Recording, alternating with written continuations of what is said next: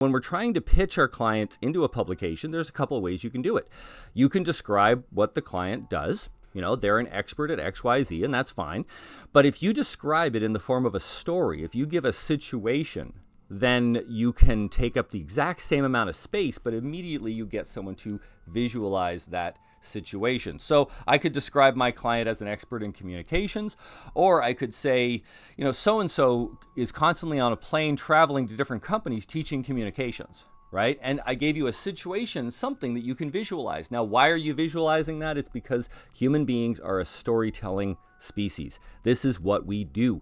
We listen and tell stories. That's one of the reasons why you're scrolling on your phone all the time, because you crave these stories. And when you're told something in the form of a story, even something as quick as that, it conjures some sort of image in your mind. And even the people who have some, in that category where they can't visualize things in their mind's eye, it still conjures a sensory map. That is, you still perceive it in some way. It's a survival mechanism. Now, why is this happening? Well, it goes back, hundreds of thousands of years, as a lot of things do, that we were able to share information. One person would go on a hunt, they'd come back and say, hey, you got to watch out. After you go over this one little hill, there's a bunch of quicksand or something. By the way, growing up, I thought quicksand was going to be a much bigger problem than it really turned out to be. When you were a kid and you saw all these cartoons and you saw quicksand everywhere, and I was like training myself to watch out for quicksand, and it's just not a problem.